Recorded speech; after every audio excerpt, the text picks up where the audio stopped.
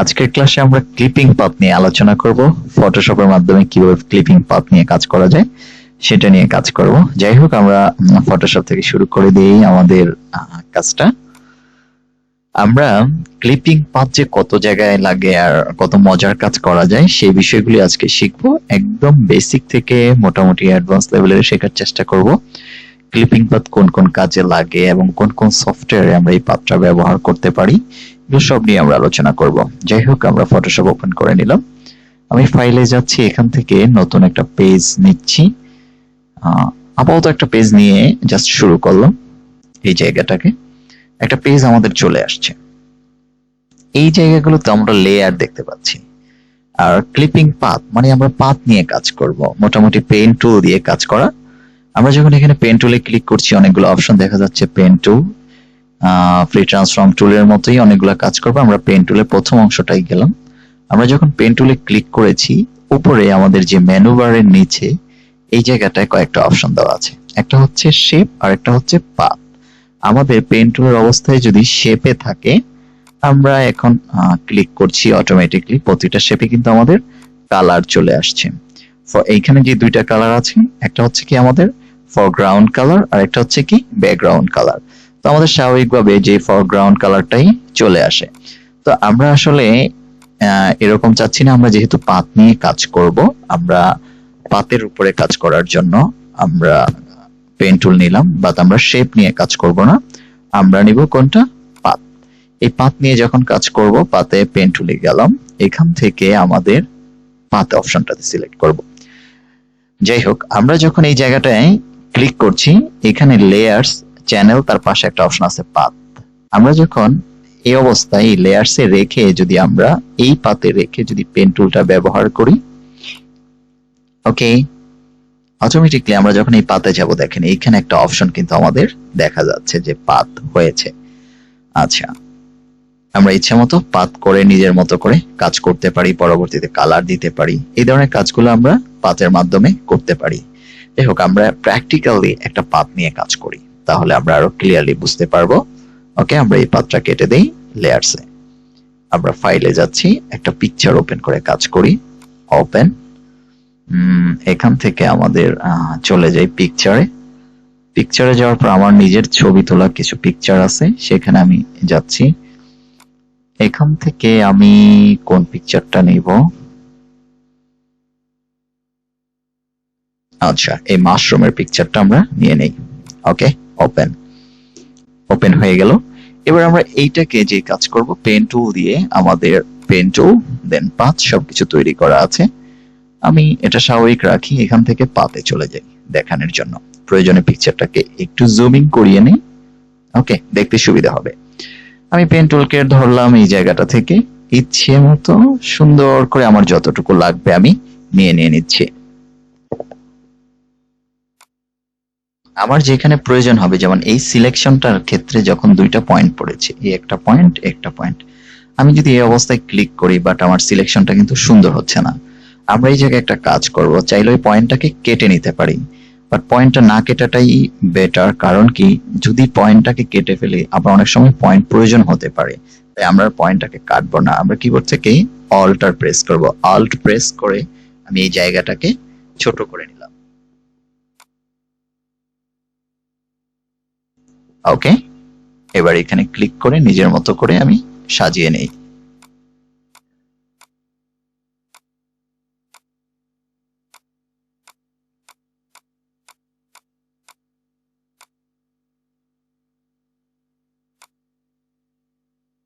আশা করি আজকের ক্লাসটাতে আমরা পাথ সম্বন্ধে মোটামুটি পূর্ণাঙ্গ ধারণা পেয়ে যাব।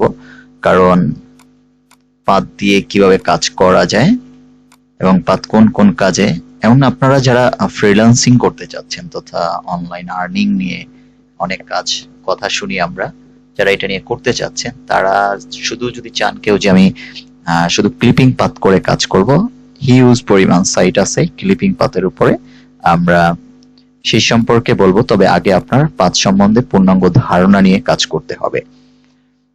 যাই হোক, আমরা পুরো ইমেজটাকে একটু সিলেকশন করে নেই সুন্দর করে। ওকে, আমাদের পাথ কিন্তু কমপ্লিট হয়ে গেছে। আমরা পুরোটাকে সুন্দর করে সিলেকশন করে নিলাম, পাথ কমপ্লিট করে নিলাম। আমরা এখন যে কাজটা করব, ওকে, পুরোটা তো আমাদের দেখা যাচ্ছে যে পাথ কমপ্লিট। আমরা যখন এই পাথে যাচ্ছি, আমাদের পাথটা তো এখানে দেখা যাচ্ছে। আমাদের এই লেয়ার প্যানেল বা লেয়ারের এই অংশটায়, পাথের এই অংশটায় যখন এই কর্নারে যাব, এখানে যে যখন ক্লিক করব, আমরা যদি ক্লিপিং পাথ করতে চাই, ক্লিপিং পাথটা এখন হাইড হয়ে আছে। তাহলে প্রথমত আমাদের যে কাজটা করতে হবে, এখান থেকে আমরা এটাকে সেভ দিয়ে নেব, আমাদের ক্লিপিং পাথ অংশটাকে সেভ দিয়ে নেব। ওকে, সেভ পাথ, এই জায়গাটায় ক্লিক করলাম। এখানে আমার যে পাথটা করেছি, পাথের একটা নাম দিতে হবে। কি নাম দিব? আমি একটা নাম মাশরুমই দিয়ে দিই। ওকে, মাশরুম নাম দিয়ে দিলাম, দেন ওকে, আমার এটা সেভ হয়ে গিয়েছে।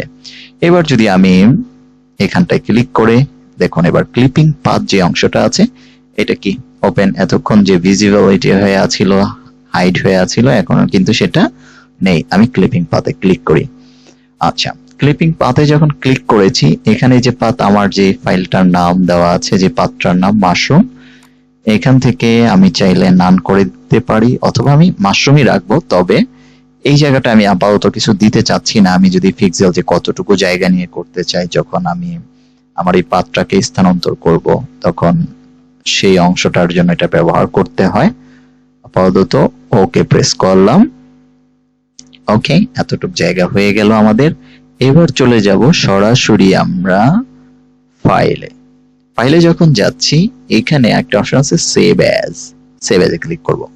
সেভ অ্যাজ এ ক্লিক করার পরে আমি যেহেতু আমার পিসিতে আপাতত সেভ করে রাখতে চাচ্ছি, এই জায়গাটাতে সেভ অন ইওর কম্পিউটার, দেন ওকে। আমি কোথায় সেভ দিব? আমি আপাতত ডেস্কটপে দিয়ে যাই। ডেস্কটপটা আমার যদিও খুব ইজি বিজি, আমি এখানে একটা ফোল্ডার ক্রিয়েট করে নেই, then right button click as a new folder. Okay, আমি ফোল্ডারটার নামও মাশরুমই ব্যবহার করলাম। ওকে, এই ফোল্ডারের ভিতর সেভ রেখে দিই, ফাইলের নামও মাশরুম রাখি। দেন এখানে জেপিইজি আছে, আসলে আমি জেপিইজি তে সেভ করব না, আমি এই যে টিপ ফাইল যেটা দেওয়া আছে, যাতে করে আমি অন্য কোনো ফরম্যাটে ব্যবহার করতে পারি, ইলাস্ট্রেটরে, ইনডিজাইনে, যে কোনো জায়গায় যেন আমার মন মতো করে আমি ব্যবহার করতে পারি। দেন আমি কোথায় যাব এবার? সেভ। ওকে, সেভ হয়ে যাবে। সেভ হয়ে যাওয়ার পরে আমি যে কাজটা করতেছি, এখানে এই অবস্থায় আসার পরে আমি দেন ওকে এলজিডব্লিউ ফরম্যাট, দেন ওকে, আমার পাথটা কিন্তু সেভ হয়ে গিয়েছে। এবার আমি একটা কাজ করি, এই যে আমি পাথ করেছি, আসলে পাথটা করব কিসের জন্য করেছি, আমি এই অবস্থায়ও কাজ করতে পারি। আমার যদি এই পাথটাকে নিয়ে কাজ করতে চাই, আমি আবার সরাইতে চাই পাথটা কোনো জায়গায়, যে এখানে একটু সুন্দর হয়নি, কোথাও বেশি হয়েছে, কোথাও কম হয়েছে, এই জায়গাটাও আমি যদি কখনো চাই যে না আমি এটাকে পুনরায় আবার এডিট করব, তাহলে আমাদের যে অংশগুলো আছে এখান থেকে একটা আছে ডিরেক্ট সিলেকশন। ওকে, এই ডিরেক্ট সিলেকশনের মাধ্যমে আমরা যেই পয়েন্টটাকে সিলেক্ট করব, সেই বাকিগুলো কিন্তু হবে না, শুধু ওই পয়েন্টটাই আমাদের হচ্ছে। ইচ্ছে মতো করে নিতে পারি। আমরা এই জায়গাটায় যাচ্ছি, আমাদের মন মতো করে ছোট করে নিচ্ছি, সাজিয়ে নিচ্ছি। আর আমরা এই জায়গাটা থেকে পাথ সিলেকশনের মাধ্যমে হচ্ছে কি পাথটাকে সরাতে পারবো। যাই হোক, আমি এই জায়গায় আমার কোনো কাজ নেই, আমি এই সফটওয়্যারটাকে আমি মিনিমাইজ করে রাখছি। আমি যে পাথটা করলাম, আমি চাচ্ছি ইলাস্ট্রেটরে ওপেন করব বা অন্য কোন ইনডিজাইনে ওপেন করব। আপাতত আমি ইলাস্ট্রেটরই ওপেন করছি। আমার ইলাস্ট্রেটর কোথায়, আমি সার্চ দিয়ে নিয়ে আসতেছি।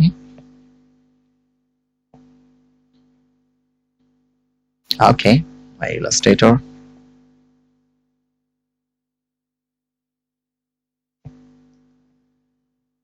ওকে, এবার আমি একটা কাজ করি, আমি ফাইল নিউ নতুন একটা পেজ ওপেন করছি, A4 সাইজই রাখছি। ওকে, ডান।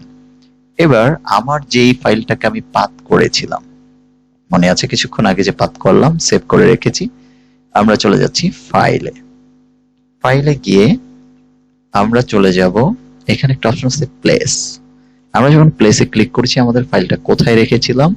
আমাদের ফাইলটা ডেস্কটপে রেখেছিলাম, একটা ফোল্ডার যার নাম ছিল মাশরুম। আমরা মাশরুম ফোল্ডারটাকে ওপেন করি। আমি মাশরুম ফোল্ডারে যখন ক্লিক করেছি, এখানে কিন্তু তিনটা অপশন নিচে দেখা যাচ্ছে। দেখুন, প্রথমে যদি আমি রিপ্লেস করে নেই, রিপ্লেস পয়েন্টটাতে একটা টিক চিহ্ন দিয়ে নেই, প্লেসে ক্লিক করি। ওকে, আমার ফাইলটা কিন্তু চলে আসছে। আমি কিন্তু এখানে এটার সাথে অনেক কিছু কি ব্যাকগ্রাউন্ড ছিল, বাট ইমেজটাকে এই জায়গাটা আমার কাটতে সুন্দর হয়নি, এই জায়গাটা আমি খুব সুন্দরভাবে কাটতে পারিনি বা খুব দ্রুত করে ফেলেছি হয়তো বা এই জন্য। তো আমরা চাই যদি এটাকে আবার কাজ করবো এই মুহূর্তে, তাহলে আমরা যেমন কোনো পাথকে নির্দিষ্ট কোনো পয়েন্টকে সরানোর জন্য ডিরেক্ট সিলেকশন দিয়ে সরাতে পারতাম, ঠিক এখানেও কিন্তু পারবো। আমি যদি ক্লিক করি, এই জায়গাটাকে সিলেক্ট করলাম, দেখুন এটা কিন্তু ইলাস্ট্রেটরে এআই তে আমি চাইলে এই যে এই জায়গাটা কিন্তু আমার খুব সুন্দরভাবে সরতেছে। ওকে, তাহলে আমার এই ফরম্যাটটা থাকার কারণে আমি যদি খুব সুন্দরভাবে পাথ করে নেই, যেই কোনো সফটওয়্যারে আমি এটাকে খুব সহজে সুন্দরভাবে কাজ করে নিতে পারবো। আমি যদি আরো বাড়াইতে চাই, আমার এই ইমেজটার সাথে যেই যে অংশগুলো আছে সেগুলো কিন্তু চলে আসতেছে। তাহলে আমি পাথ করেছিলাম কিন্তু ফটোশপে, এখন কাজ করতেছি কোথায়? ইলাস্ট্রেটরে, ভেক্টর পেজে কাজ করতেছি। তাহলে পাথ কিন্তু খুব মজার একটা বিষয়। যাই হোক, এইখানে কিন্তু শেষ নয়, আমাদের এই জায়গাগুলোতে অনেক সময় গ্যাঞ্জাম লাগে, হয়তো আপনারা যখন কাজ করতে যাবেন পাথ নিয়ে কিছু প্রবলেমে পড়বেন। সেই প্রবলেমগুলো আসলে কি পড়বেন, সেই প্রবলেমগুলো নিয়ে এবার আমি একটু আলোচনা করব। যেমন আমি এটাকে কেটেই দিচ্ছি, এটা আমার আপাতত প্রথমে অংশটা আপনারা বুঝতে পেরেছেন, আমি ডিলিট করে দিলাম। আমি যদি আবার ফাইলে যাই, প্লেসে যাই, ঠিক এই জায়গাটায় যাচ্ছি। প্রথম টিক চিহ্নটা যদি এখানে থাকে বা প্লেসে না রেখে লিঙ্কে টিক চিহ্ন থাকে, দেন প্লেস করি। এখন আমার একটা লোকেশন কতটুকু জায়গা নিয়ে আমি করবো, যেমন এতটুকু জায়গা নিয়ে করতে চাচ্ছি, বাট এই যে একটা ক্রস চিহ্ন চলে আসতেছে, ঠিক আছে। এখন এইটাকে আমি সরাতে চাচ্ছি, বাট এটা সরতেছে, কিন্তু এই চিহ্নটা বা আমি ডিরেক্ট সিলেকশন দিয়ে কাজ করব এই মুহূর্তে কিন্তু সেটা সম্ভব নয়। তাহলে এটা কারণ আমি পুরোপুরি লিঙ্কটাকে নিয়ে আসছি, নট এ প্লেস করেছি, লিঙ্কটা নিয়ে আসছি, এই জন্য এই প্রবলেম।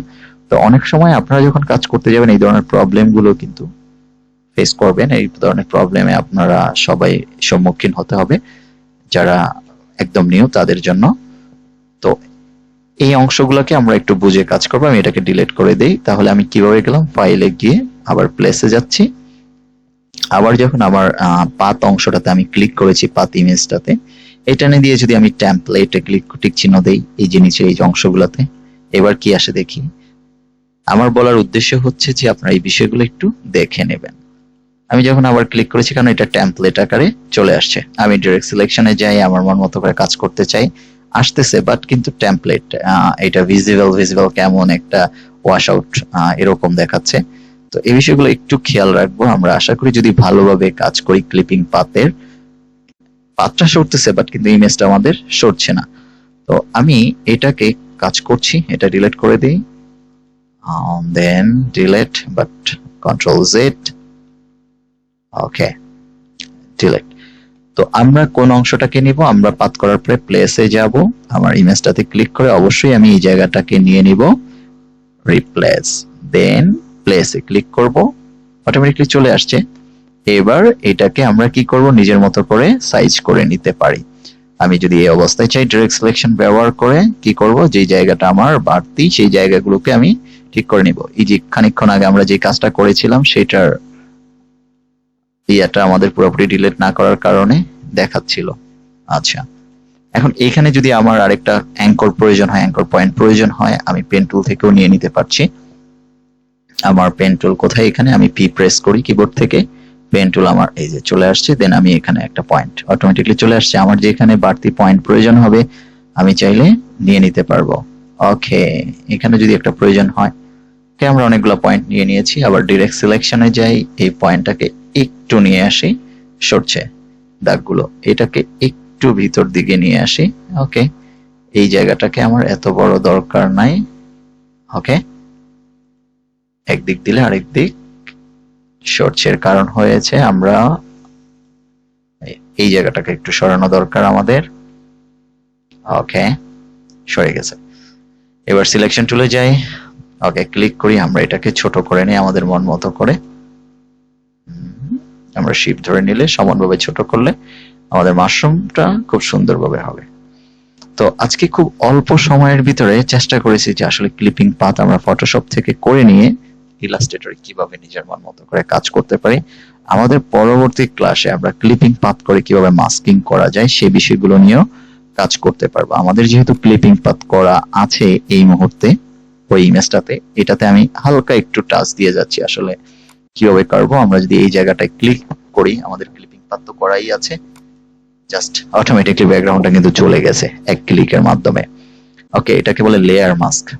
এক ক্লিক করলাম, কন্ট্রোল চেপে ধরে। আমাদের মূল ইমেজটা ছিল এরকম, আমি এখন ফটোশপে আছি কিন্তু। ওকে, আমাদের পাথটা তো আমরা ফটোশপে করে রেখেছি। আমরা একটু আগে দেখলাম যে আমাদের পাথ করার পরে পাথটা সেভ করে আমরা যদি অন্য কোনো সফটওয়্যারের মাধ্যমে আমরা নিয়ে কাজ করতে চাই সেটাও করতে পারি। আর যদি এই অবস্থাতে আমার ব্যাকগ্রাউন্ডটা আছে, আমি যদি আমার ব্যাকগ্রাউন্ডটা রিমুভ করে দেই, পাথ করে লেয়ার মাস্ক করে দিতে চাই, পাথ শেষ, লেয়ারে চলে গেলাম। এবার এই জায়গাটায় আমার মূল লেয়ারে চলে গেলাম। এখানে আমরা যখন ক্লিক করছি, অ্যাড লেয়ার মাস্ক নামক একটা অপশন আছে। আমরা এটা ক্লিক করলে আমাদের যদি কন্ট্রোল না ধরে ক্লিক করি, ডাবল ক্লিক করলে যাবে, বাট আমরা চাচ্ছি কি যে না, আমরা প্রথম ক্লিকই আমরা মাস্কিংটা করে নিব। তো দেন আমরা কন্ট্রোল ধরে এই জায়গাটা একটা ক্লিক করছি। ওকে, চলে গেল।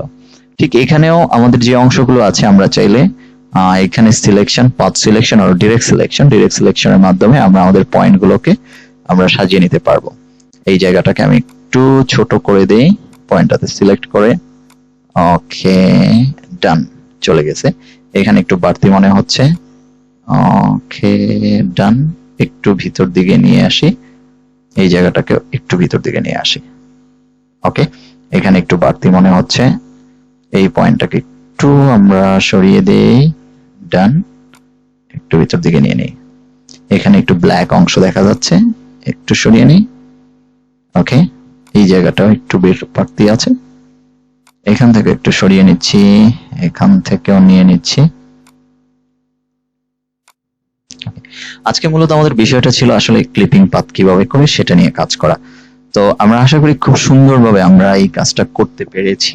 আর যদি আমরা হিউজ পরিমাণ কাজ করতে হবে, কাজ করলে আমরা পেন টুলটাকে যদি ব্যবহার করি, হিউজ পরিমাণ ইউজ করি পেন টুল সম্বন্ধে, আশা করি ক্লিপিং পাথ অনেক কঠিন কিছু না, খুব ইজি। শুধু একটু ভালোভাবে গাইডলাইন দরকার যে কিভাবে কাজ করব। তো আজকে আশা করি সবাই বুঝতে পেরেছেন। রাখি, আল্লাহ হাফিজ, ভালো থাকবেন।